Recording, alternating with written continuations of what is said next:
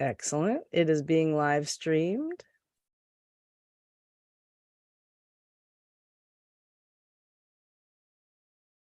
Look at that. It tells us it's being. It does, and it takes a minute, and it's recording and streaming everything that we say. So I'm going to say it's 12:03. Welcome, welcome. We have found a different solution to our streaming needs. Excellent. And so, there I am. And I'm going to do this, mute site. And so perfect. I can also pick up the channel, which is what I'm doing right now. And I'm going into the room. I am narrating things so that folks know what's going on. And she's ready. I'm going to put this into the chat for folks.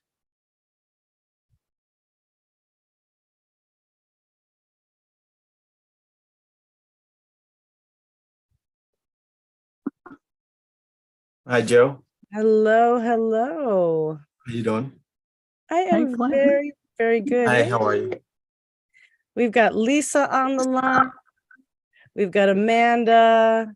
And so and what I'm sharing with everyone, and we're now live streaming, hey Clinton, is that we were trying to do a live stream into the Facebook group. And what was happening was, for some reason, I have a technological barrier to not be able to stream. And the reason I share this so overtly is because I know that I'm speaking to a lot of entrepreneurs who are also dealing with the same thing. So I'm with you, I got you. And the solution was actually to go in a different route. So I'm actually streaming to YouTube into my channel right now. I've posted that link into our group. So anybody who is seeing this and is interested in learning more, wanting to see the replay, willferrychallenge.com is going to sign you up. But we also have a group that's available to anybody who signed up. And Clinton, thank you so much. It's going to be the same as before. Amanda is on board. Clinton and Amanda are my assistants or vice presidents, or however we want to look at it. They've got my back, and it's just such a joy. So I'm going to ask you to go ahead and shut down your cameras, go ahead and shut down your microphones. And I'm going to go ahead and start with day 2 because I am so excited. So excited. So just give me a moment. And I thank you all, because like anything, you know, sometimes there's bumps in the road, but the truth is that I've had a chance to be able to not only grow through this, but also see how people support us as we're doing what we need to do. So with that said, let's see here.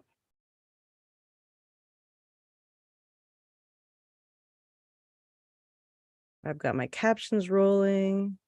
Everything is going on. All right. All right.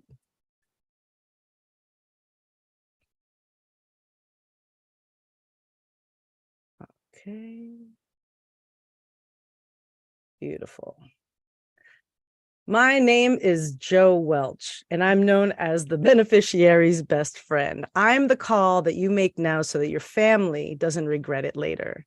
You know, I know that talking about a will is not always the favorite thing on people's mind. And that's why we're having this 2-day challenge to get people into that mindset. I've talked to people and they get their family priorities to the top of the list so that they could live with peace in their heart and knowing that their families are taken care of. What you see here is just the beginning. I know that this is starting on day 2. And so there will also be recordings of day 1 that are going to be posted as well.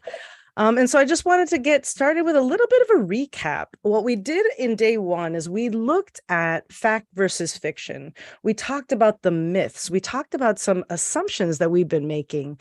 For the example of that family is just taken care of, that everything is just going to be taken care of, or that if somebody like your parents have a will, that somehow that covers you, or that your children and the wishes that you wanting to be handled, that it just automatically happens. And what we saw there was that while some of those things might be true, not having a will in place, not having legal documents that assign and delegate these specific wishes, yes, maybe it's true, but it might cost your family money.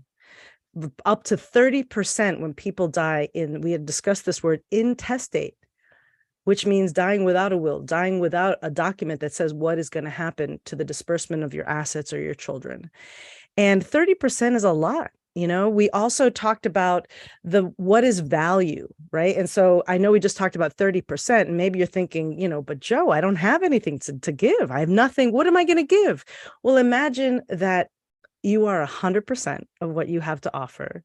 Your loss is going to be a lot on the family. And also, whatever you do have, imagine reducing it by 30% because they have time and fees and courts.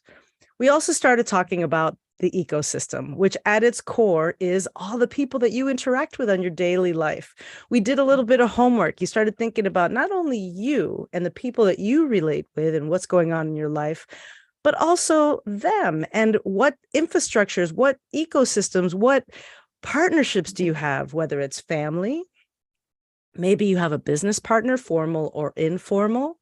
Maybe you are a scout leader or part of a Kiwanis club, or you're a networker. There's a lot of places where we have different levels of relationship, different levels of connection. And so really starting to think about that and putting those wishes down.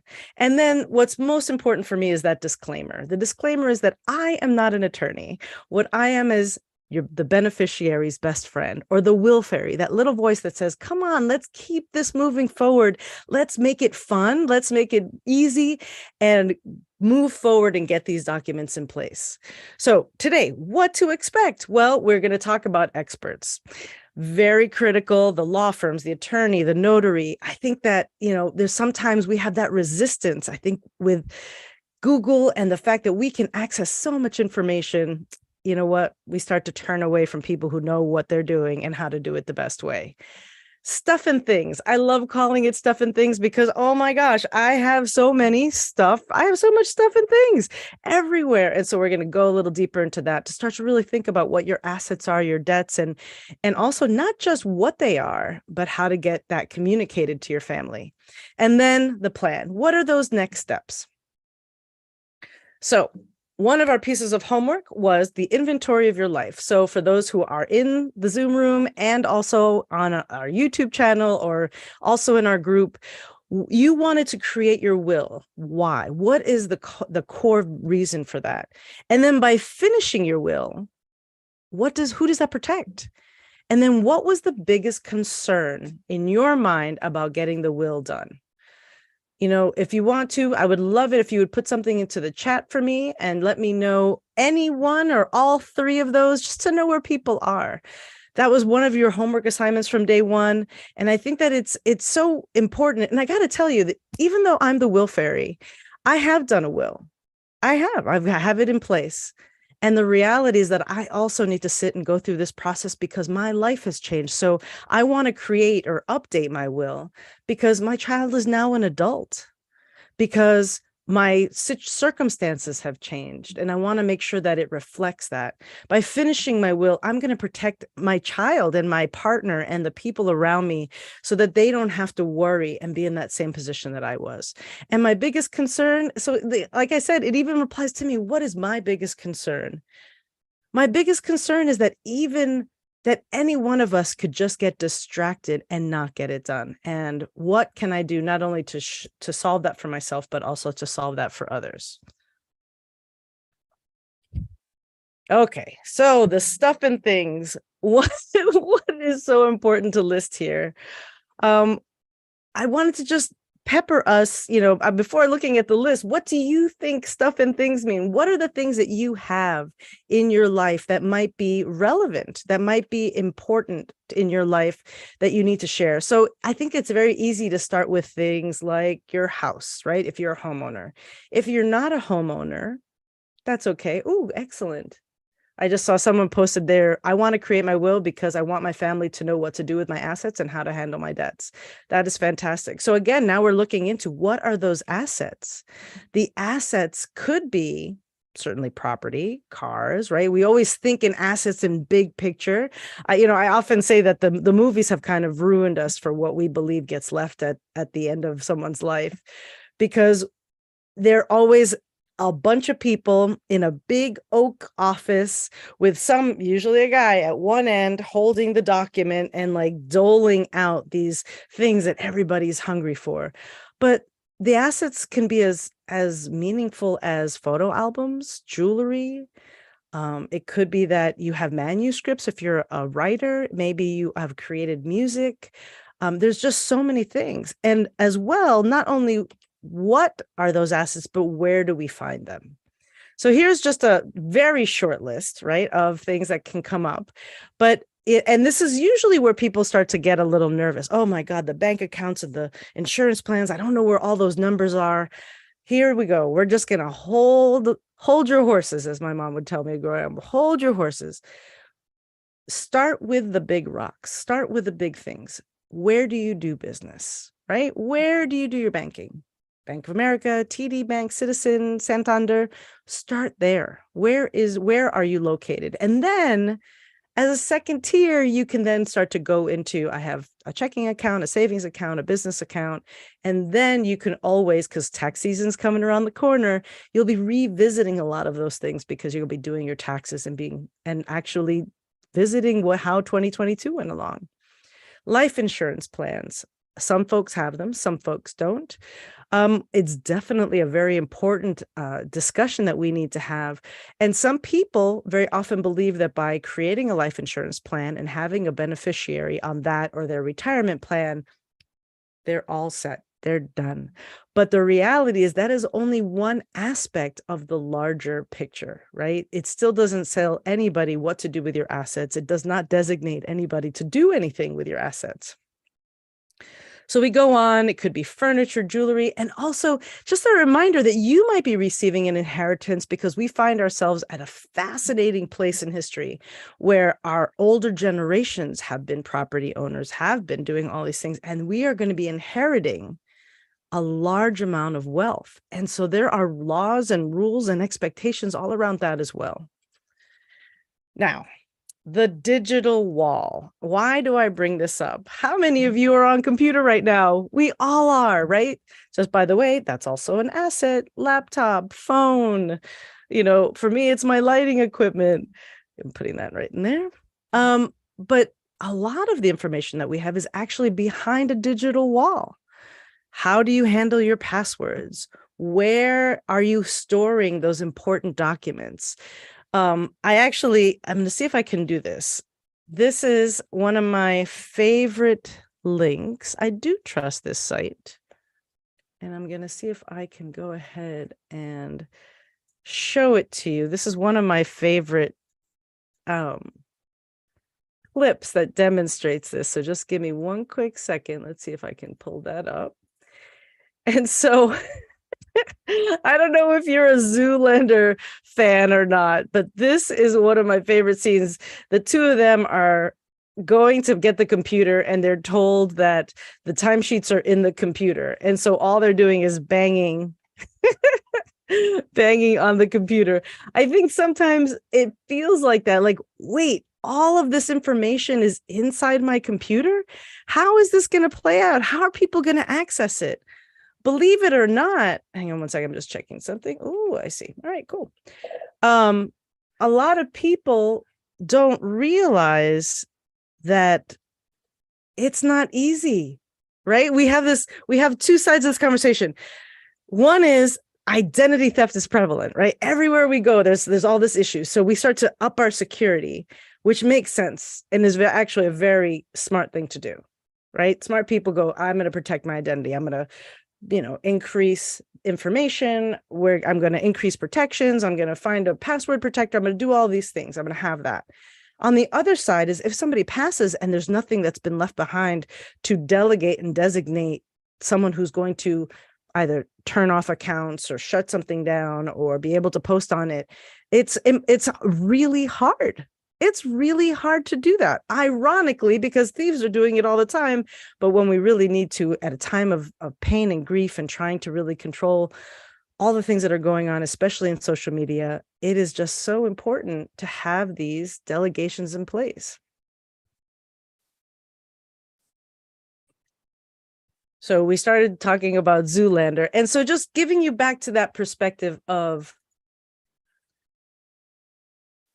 I'm just setting up my scene here.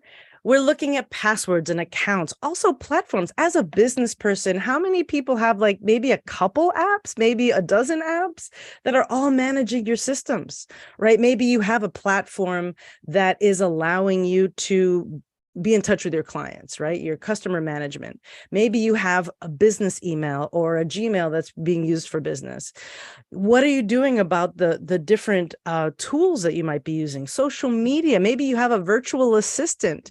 Maybe there are things that are in place in your world that I'm going to tell you, there are things in place in my world that my family doesn't know about, not because I'm keeping them a secret, but because they're not in my day to day. And that is the kind of stuff that has changed in my life. That is why I would revisit all of my last wishes to make sure that I have information available to know where to find all of the things that I'm doing. I'll also throw in there, you see here, we also have subscriptions. And the subscription piece is important because, I mean, how many people have the overloaded inbox anyway? I feel like I spend every day, I do try to do 5 to 10 minutes of like unsubscribing from everything I subscribe to. But that's a lot of connections out there. So for those of you who are thinking, I don't really have anything, you do. And your ecosystem is rich and extensive. This is my favorite image. I love this idea in terms of what is it that we're really talking about. And I saw this in someone else's presentation. I wish I could remember who, because I want to give them credit. But I love this idea of a set of keys. And so whether you're digital, right? So your digital set of keys would be the passwords and the accounts and the platforms. In analog world, in the real world, we're looking at a set of keys to say, what are these keys for? I actually saw somebody get onto like a community post. It wasn't even around passing, death, anything. They had a family member who had passed on, and they had a key, and they were like, does anybody know what this key does? And it was like bigger and chunky, and it did have some information on it.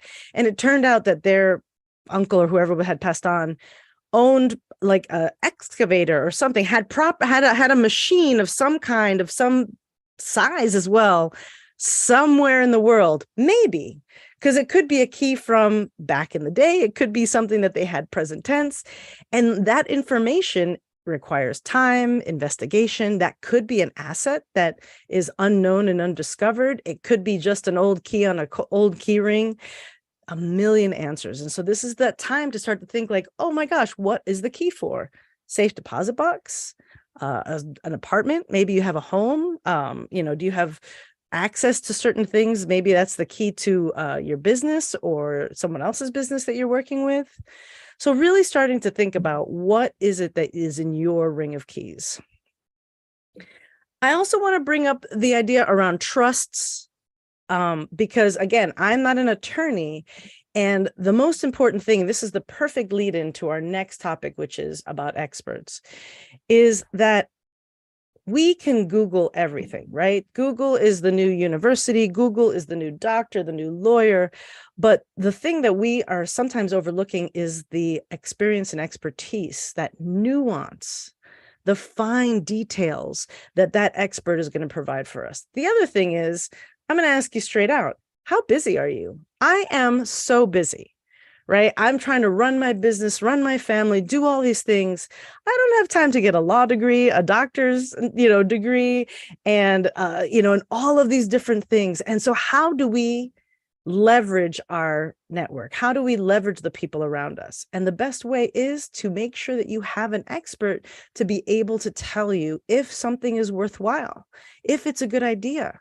Trusts, for example, and this is that connection, trusts are very important, but they're not necessarily important to every single person. It could be that your situation doesn't warrant a trust. Maybe you still want a trust because of the legal protections that it brings. But the reality, and this is why I don't take on any legal advice, I don't dole out any legal advice. I'm always going to refer you to the expert.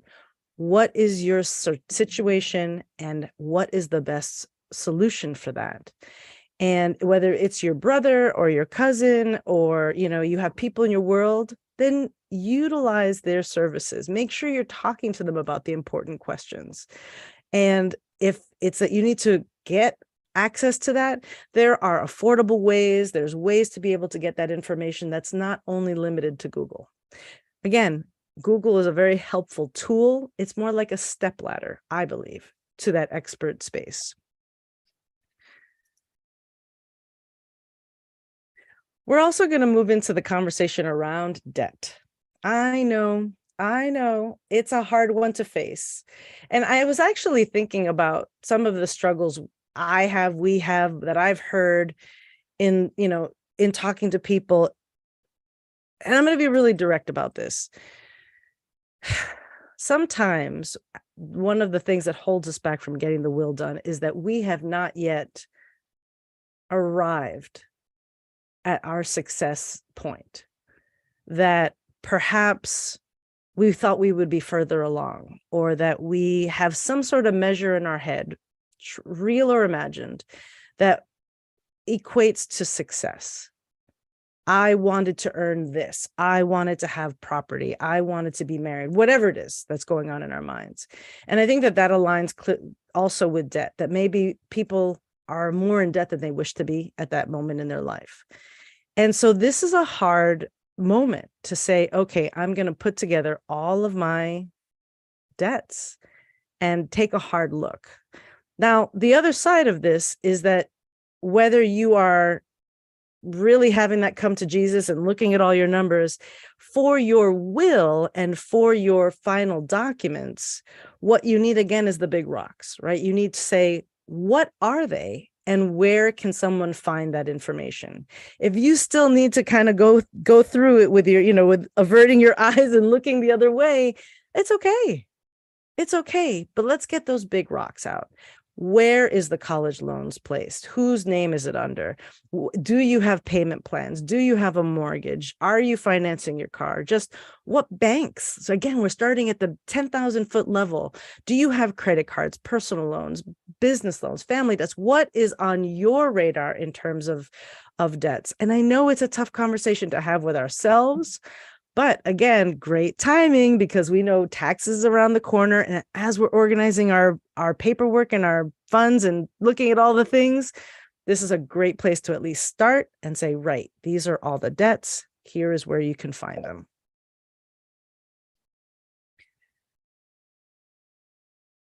A dear friend and one of my business coaches who I love, Melissa, shared this story with me. And it is the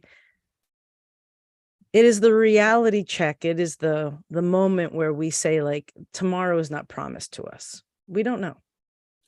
And whether you are 18 or 35, 60, whatever that is, we don't know what's ahead. And so she shared her story. I'm going to go ahead. I'm just going to read it because I think it's very powerful to me. That at 36, she moved to Atlanta, and 5 days later, her husband died of an asthma attack. And she had life insurance, but that was it. And she ended up, her stuff hadn't been delivered. They had no will. He was young and black in Atlanta, so his death was investigated. They didn't trust what had happened. And because of that holdup in getting her death certificate and the cause of death, it turned out that she had the life insurance policy that she was depending on because in this loss was held up for 4 months. Now, that just seems unfair, right? And cruel at a time where people are in need. But I really do believe and see, like, the value of her sharing her story, that the life insurance policy, valuable, important, made a difference, was not the only document needed. The will, even though I call it the will, it's really about all of those important documents that come in with the will. The will is going to talk about where those designations are, and those designations also include who has the right to be your voice before you pass. That's that power of attorney. And then also, once you pass, who's going to be the executor? And those, while it seems so simple and obvious, right? A lot of people are like, this is obvious. Of course, my kids would go here, or this person would take care of that. This is just a really powerful example of how it's not about what we want unless we put it down in a document and we tell them legally what we want. So now we're moving on to the plan, right? So you're like, okay, Joe, I got you. I've got people in my life. I've got stuff and things. I have to talk to. What are we going to do here? And so we're already at step one, right? And I love this. Knowing is half the battle. G.I. Joe. I'm a Gen Xer. I can't help myself. Step two is easily be on your way to protecting your family. Right? How do we do that? We have to engage those experts. We have to start looking at what we have in our life, finding out our true value as an entrepreneur. Critical, because I think that a lot of us, depending on where you are in your process, we are dreaming and planning and building big things, yet we still don't think that we have value. And how do you take that moment to really understand the value of your connections and network and all the things you're doing? Step four is finally take a deep breath, knowing that everything can be taken care of without confusion.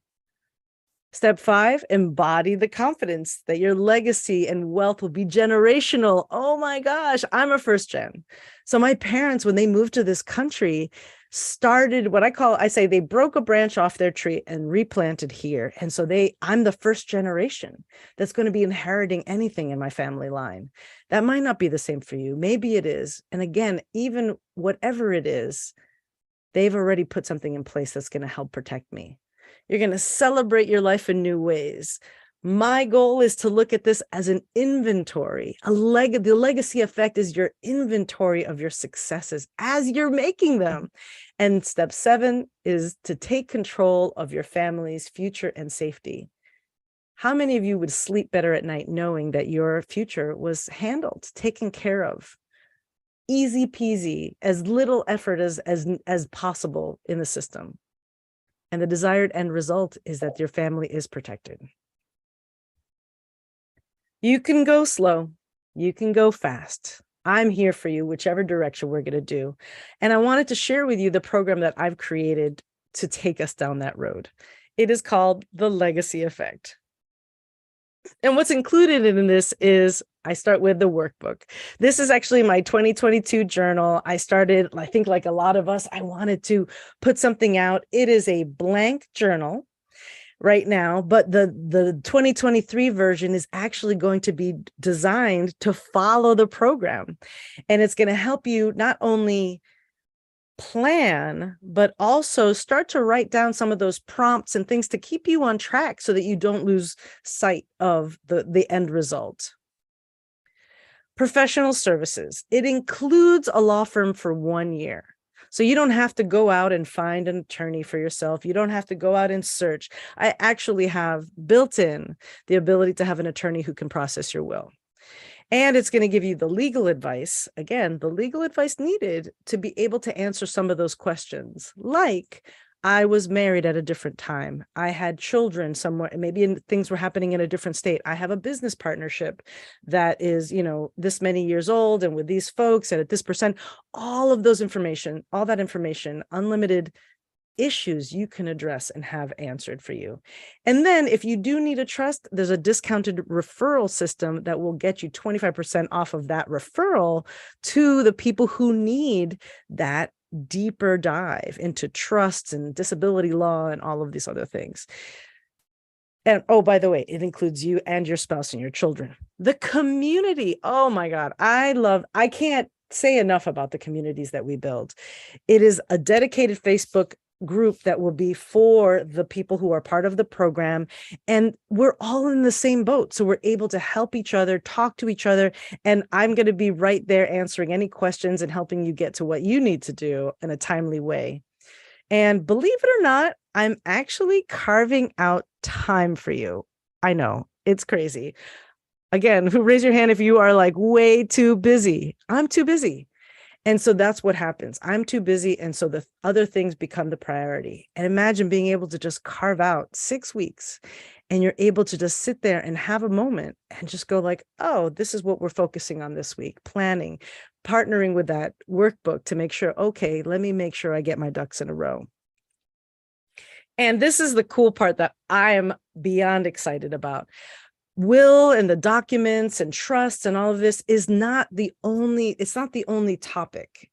It's a bigger issue than that. What does life insurance mean? Do people have experiences dealing with disability or perhaps aging parents? There's a lot of people in my network that are going to be coming in from week to week and giving us just a little bit of insight on their perspective, the things that they're doing. I don't want to be the one person who tells you all the stories when there are so many amazing experts out there who can help you get to where you want to go. And you're going to complete all your needed documents. So that, believe it or not, right? You're going to complete all the needed documents. You're going to create the plan that's going to respect and honor your wishes and your hard work for your legacy. We're going to leverage the legacy effect community. And this is the part, we're going to communicate with our families and other critical players about your wishes. I know, it's a lot, right? Especially if you were like, oh, what are you asking? We know it needs to get done. We do. So not only do you get all of that in the Legacy Effect program, but you'll also get a half-hour one-on-one time with me. You'll also get 1-hour group coaching calls, answers to questions quickly in a private chat, and I'm going to get you started immediately so we're able to just knock out all those documents. So how much does this all cost? Well, if you pay in full, it is $9.97. The link is on this upcoming slide. And if you're saying, whoa, Joe, I don't have that right now, it's the end of the year, no problem. We have a payment plan, 2-month plan, $4.97 now and $4.97 in 30 days. That is located at bit.ly/willfairy. So if there are other questions, you can absolutely have a moment with me and we can talk more about this. So you're going to be fly coming into 2023. You can sign up now. Feel free to take a screenshot of the link, go into the bit.ly, sign up now. And these are all the ways you can reach me. www.joewelch.com. With that, I want to thank you all for coming out, for being a part of this experience, for learning with my tech. And I promise you that 2023 is the best year ever. And my job is to have your back and to make sure that you get all of your documents, everything in place so that you can sleep well every single day of 2023. My name is Joe Welch. I'm known as the beneficiary's best friend, and I can't wait to work with you. Thank you so much. Oh, we're going to go ahead, stop the share. Hello. And I'm going to stop the stream at this time. So I want to thank you all for watching, and my VIPs are going to stay in the room. We're going to have a little bit of a chat.